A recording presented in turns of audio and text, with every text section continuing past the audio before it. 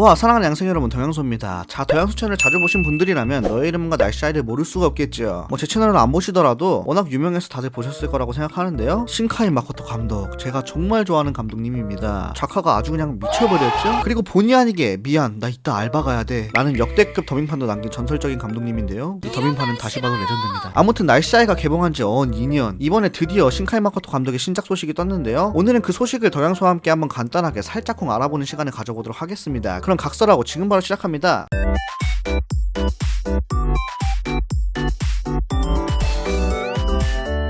빛의 마술사라는 별명을 가질 정도로 매번 최고의 극장판 애니메이션을 만들어주는 신카이 마코토 감독, 최근 트위터에서 작업 현황을 사진과 함께 업로드하면서 다음 신작 발표가 머지않았음을 예고해왔었는데요. 그러던 바로 얼마 전 12월 15일 따끈따끈하게 드디어 신작이 발표되었습니다. 키 비주얼과 함께 공개된 제목은 스즈메의 문단속. 이번 이야기는 17세 소녀 스즈메가 일본 각지에서 차례차례 열린 재앙을 찾아오는 문을 닫아나가는 스즈메의 문단속 여행이라는 시놉시스로 이번 작에서도 판타지 요소를 가미한 작품이 될 것 같습니다. 개봉은 2022년 가을이에요. 우리나라는 아마 2023년 1분기 하지 않을까 싶은데, 저는 개인적으로 너의 이름은과 날씨 아이도 정말 재밌게 봤지만 언어의 정원 같은 일상과 가까운 이야기를 기대했는데 역시나 이번 작품도 판타지 태그가 달렸습니다. 그래도 기대감이 하늘을 뚫어버리는 건 다름이 없어요. 지난 15일 신카이 마코토 감독은 스즈메의 문단속 설명회를 열었는데요. 여기에는 너의 이름은 미치아 역인 카미시라이시 모네와 날씨 아이 히나 역을 연기한 모리 나나도 참석해 기대감을 표했습니다. 신카이 마코토 감독은 이번 작품을 3가지의 키워드로 설명해줬는데요. 첫 번째, 일본의 각지를 돌아다니는 로드 문비가 될 것이다.